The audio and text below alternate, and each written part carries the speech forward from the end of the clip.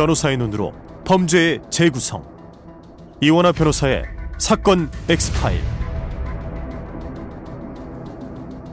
어느 날 내가 누구보다 믿고 의지했던 사람으로부터 성폭행당했고 당시 너무 어린 나이였기에 기억하지 못하는 거다 라는 이야기를 듣게 된다면 여러분은 어떻게 하시겠습니까? 여기 네 몸에 있는 이 자국 보여?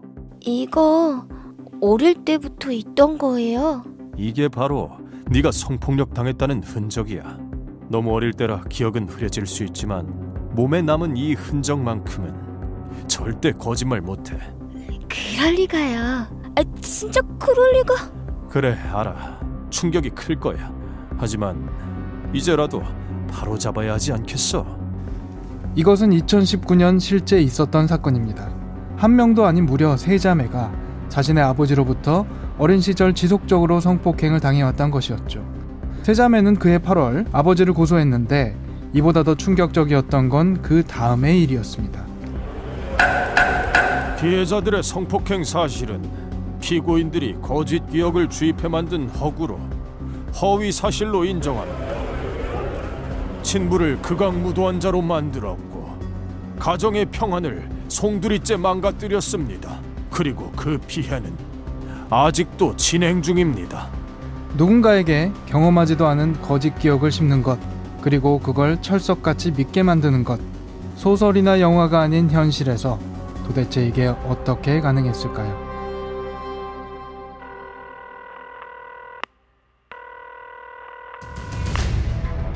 사건은 보이는 것보다 가까이 있다. 이원하 변호사의 사건 X파일. 첫 번째 파일, 3자매 가스라이팅 사건. 안녕하세요. 이원하 변호사의 사건 X파일. 저는 진행을 맡은 변호사 이원하입니다. 변호를 하다 보면요, 의뢰인분들이 정말 많이 하시는 말씀이 있습니다. 재판이라는 거, 고소라는 거 정말 남의 일인 줄만 알았다는 건데요. 드라마나 영화 속 범죄 사건, 생각보다 우리 삶 아주 가까운 곳에서 벌어지고 있습니다. 월요일부터 금요일 사건 X파일 통해서요, 영화보다 더 리얼하고 드라마보다 더 반전 있는 사건 사고들 들려드리겠습니다. 오늘 첫 시간 함께 해주실 분입니다. 로엘 법무법인의 정태근 변호사 나와 계십니다. 어서 오세요. 안녕하세요. 정태근 변호사입니다. 오늘 사건 X파일 첫 케이스로 다룰 사건, 앞서 오프닝에서 잠시 이야기했던 3자매 가스라이팅 사건인데요. 처음에는 3자매가 자신들의 친아버지에게 성폭행 당했다며 고소했죠. 맞습니다. 3자매가 성인이 돼서 자신들이 과거 이야기를 서로 나누다 보니까 아버지로부터 비슷한 성폭력을 당했다는 것을 인지하게 되었다면서 고소하게 된 사건입니다. 그런데 알고 보니 성폭행 당한 게 아니었던 거잖아요. 그러면 3자매가 거짓말했던 것인가요? 거짓말이라기보다는 가스라이팅이나 세뇌라고 볼 수 있을 것 같습니다. 3자매가 수도권 쪽으로 대학을 진학하면서 가족들과 떨어져 지내게 됐는데요. 이 자매들이 사건 당시에 A라는 교회에 함께 다니게 된 것입니다. 그런데 자매들 중에 한 명이 이성교제 중에 느꼈던 성적인 죄책감에 대해서 이 A 교사의 권사나 집사 등과 같은 사람과 상담을 하게 됐는데, 그 과정에서 본인과 자매들이 아버지로부터 장기간 성폭력에 시달렸다는 것을 인지했다는 것이 이 사건의 시작이었습니다. 변호사님, 3자매 나이가 어떻게 됩니까? 고소장을 제출하던 당시 기준으로 하면 23, 4살 정도니까 대학생 나이죠. 언뜻 생각하면요, 미성년자가 아닌 성인이 본인이 당하지도 않은 일을 누군가가 굉장히 반복해서 설득력 있게 말한다고 해서 설득이 될까? 자신이 당하지도 않은 일을 당했다고 믿을 수 있을까? 상상이 안 되는 일이잖아요. 그런데 이 사건 같은 경우 이게 가능했다는 건데 도대체 이게 어떻게 가능했던 건가요? 당시 상담을 했던 A교회의 집사는 상담을 요청했던 자매의 대화 방식이나 행동 패턴이 전형적인 친부 성폭행의 피해자 양상이다라는 것을 반복적으로 주입하는 방식으로 시작을 했는데요. 상담 초반에 당황한 고소인들이 그런 기억은 없다라고 하는데도 불구하고 명확한 결론이기 때문에 그걸 맞는 기억으로 이끌어내야 된다라고 하면서 끔찍한 경험이었기 때문에 본인의 기억을 감추는 것이다. 만약 토설하지 않으면 정상적인 결혼 생활도 불가능하고 인생이 파국으로 갈 것이다 라는 식으로 압박을 했다는 것인데요.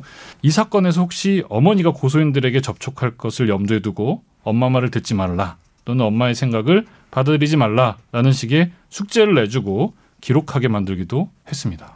어린 시절 성폭행, 성적 학대를 받은 흔적이 남아있다. 이 흔적이라는 게 도대체 뭘 말했던 건가요? 조금 더 디테일하게 말씀을 드리면 고소인이 성적인 꿈을 꾸었다고 하면서 이야기를 하면 그게 꿈이 아니라 실제다. 가해 상대를 아버지로 전제를 해둔 상태에서 대화를 반복하는 방식을 사용한다든지 중년 남성이 소리를 지르는 것이 두렵다고 상담을 하면 그것도 어릴 때 성폭행을 당했기 때문에 나오고 있는 결과다라는 식으로 끌어갔던 겁니다. 상상이든 뭐든 생각나는 것을 이야기해보라고 한 뒤에 그것이 실제라고 이야기하는 방식으로 살을 붙여서 구성해 나가는데 가벼운 성적 부끄러움이나 음란한 생각을 가진 적이 있다는 등의 고백을 중대한 성폭행의 어떤 결과물이라는 식으로 끊임없이 암시를 주고 끌어갔던 거죠. 기억이 없다고 하지만 다시 생각해보면 기억이 날 것이라는 식으로 고소인들의 두려움을 느낄 만한 어떤 엽기적인 단어들 이런 걸 사용하면서 심각한 분위기를 연출하기도 했습니다. 교회 장로뿐만 아니라 장로의 부인 그리고 이들을 돕는 집사가 있었다는 건데 이들의 역할은 뭐였나요? 집사는 심지어 현직 검찰 수사관 신분이었다고 하는데. 맞습니다. 이게 교회에서 장로나 권사, 집사의 직책을 가지고 있었던 사람인데 그중에 한 명은 실제로 현직 검찰 수사관이었던 것은 맞고요. 다른 한 명은 과거 성폭력 상담소에서 상담 업무에 종사했던 이력도 있었습니다. 이 교회가 이단이라는 설명을 좀 먼저 드려야 되는데 교회에서 장로나 권사는 하나님의 은사라는 이 특별한 능력을 가진 사람들이라고 하면서 고통의 근원을 찾아낼 수 있고 이걸 치유하고 문제를 해결해 줄 수 있는 사람들로 통했습니다. 결국에는 이 사역 프로그램이라는 것을 핑계 삼아서 영적 계시를 준다고 하고 고민 상담을 오는 신도들에게 성폭력에 대한 잘못된 기억을 심는 것이 이 사람들의 역할이라고 할 수 있겠습니다. 도대체 왜 이런 끔찍한 거짓말, 가스라이팅을 했던 건가요? 목적이 뭐였나요? 진짜 일반인들 입장에서는 이해가 전혀 안 되는데 이 자신들의 권위를 유지하기 위해서였습니다. 어떤 다른 불순한 의도가 추가적으로 있었는지는 모르겠지만 당시 파악된 경위는 그것이었습니다.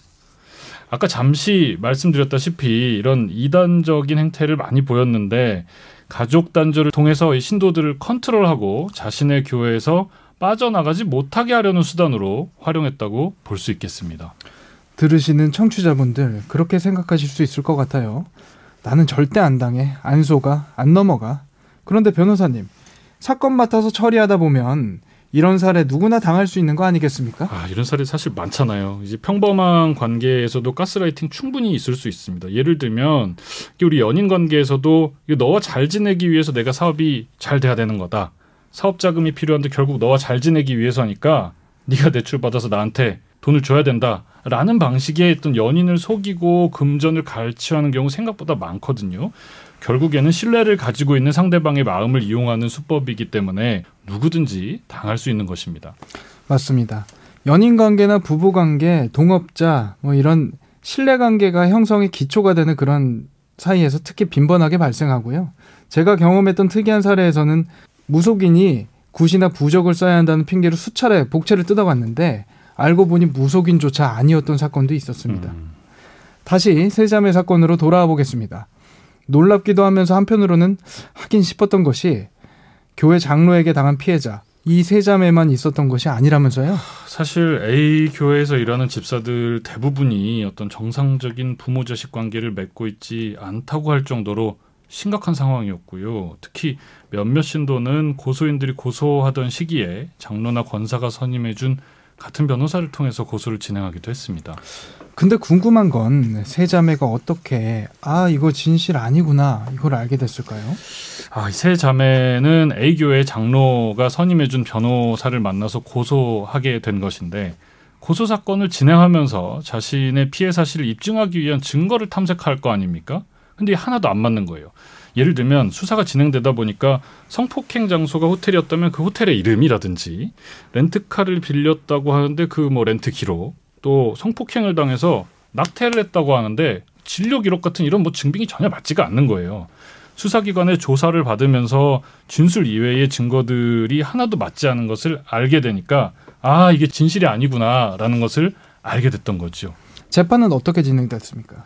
결국 이 사건의 전모를 알게 된 고소인들이 고소 취하서를 제출하게 되고 그 뒤에 이 사건의 피해를 당한 아버지가 무고 그리고 영리목적 약취죄로 A교의 일당들을 고소하면서 본격적인 수사가 진행됐고요. 그중에 무고 혐의가 인정돼서 기소가 됐고 현재 재판이 회부되어 있는 상태입니다. 재판 중에 아버지라든지 또 억울하게 혐의를 받았던 피해자의 가족들이 법정에서 증언을 하기도 했잖아요. 그런데 그 와중에도 피해자 걱정뿐인 경우도 있었죠?